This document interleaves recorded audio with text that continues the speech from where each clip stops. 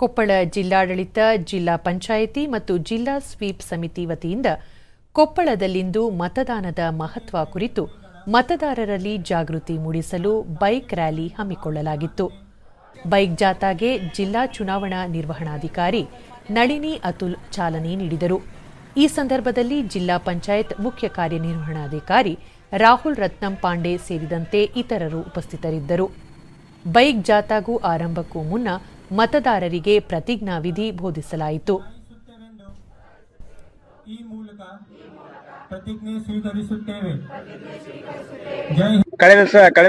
ದೂರದರ್ಶನದೊಂದಿಗೆ bike ರ್ಯಾಲಿಯಲ್ಲಿ ಪಾಲ್ಗೊಂಡ ವೀರನಗೌಡ ಪಾಟೀಲ, ಉತ್ತಮ ಜನಪ್ರತಿನಿಧಿಯನ್ನು ಆಯ್ಕೆ ಮಾಡುವ ಮೂಲಕ ದೇಶದ ಪ್ರಜಾಪ್ರಭುತ್ವ ವ್ಯವಸ್ಥೆಯನ್ನು ಬಲಗೊಳಿಸಬೇಕು ಎಂದರು. ಒಂದು ಕ್ಯಾಂಡಲ್ ಲೈಟ್ ಇರಬಹುದು ಮತ್ತು ಎತ್ತಿನ ಬಂಡಿಯಿಂದ ಜಾಗೃತಿ ಮೂಡಿಸುವುದಿರಬಹುದು.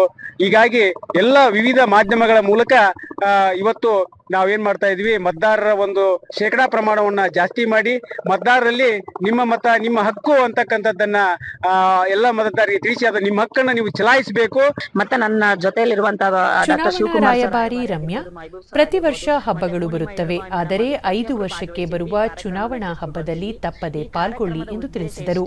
ಉತ್ತಮ ಮತದಾನ ನಮ್ಮ ದೇಶದಲ್ಲಿ ಅಥವಾ ನಮ್ಮ ಜಿಲ್ಲೆಯಲ್ಲಿ ಸಹ ಆಗ್ಬೇಕು.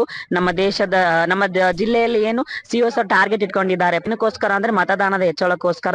ಸೊ ಈ ಕಾರ್ಯಕ್ರಮದ ಅಡಿಯಲ್ಲಿ ಪ್ರತಿಯೊಂದು ಕಾರ್ಯಕ್ರಮದ ಎಚ್ಚರಿಕೆಯಲ್ಲಿ ಪ್ರತಿಯೊಬ್ಬರು ತಮ್ಮ ಅಮೂಲ್ಯವಾದ ಮತವನ್ನ ದೇಶದ ಏಳಿಗೆಗಾಗಿ ಹಾಕ್ಬೇಕಂತ ಕೇಳಕ್ ಇಷ್ಟಪಡ್ತೇನೆ. ಈಗಾಗಲೇ ನಾವು ಕಳೆದ ಬಾರಿ ತಾಲೂಕು ಪಂಚಾಯಿತಿ ಕಾರ್ಯನಿರ್ವಹಣಾಧಿಕಾರಿ ದುಂಡಪ್ಪ ತುರಾದಿ, ದೇಶದ ಚುನಾವಣಾ ಪರ್ವದಲ್ಲಿ ಎಲ್ಲರೂ ಭಾಗಿಯಾಗುವಂತೆ ಕರೆ ನೀಡುವುದು ಬೈಕ್ ರ್ಯಾಲಿಯ ಮುಖ್ಯ ಗುರಿ ಎಂದರು. ಎತ್ತಿನ ಬಂಡಿ ಮತದಾನ ಕಾರ್ಯಕ್ರಮ, ಕ್ಯಾಂಡಲ್ ಲೈಟ್ ಮತದಾನ ಕಾರ್ಯಕ್ರಮ, ಬೈಕ್ ರ್ಯಾಲಿ, ಈ ತರ ವಿಭಿನ್ನವಾಗಿ ನಾವು ಕಾರ್ಯಕ್ರಮ ಮಾಡಿ ಜನರಿಗೆ ಹೆಚ್ಚಿನ ಒಂದು ತಿಳುವಳಿಕೆ ಮೂಡಿಸುವ ಸಲುವಾಗಿ ಈ ಮತದಾನ ಮಾಡುವ ಒಂದು ಸಂಬಂಧಪಟ್ಟಂತೆ ಏನು ಮೇ 7ನೇ ತಾರೀಕು ಮತದಾನ ದಿವಸ ಇದೆ, ಎಲ್ಲರೂ ಕೂಡ ಕಡ್ಡಾಯವಾಗಿ ಮತಗಟ್ಟೆಗಳಿಗೆ ಹೋಗಿ ಮತದಾನ ಮಾಡಬೇಕು.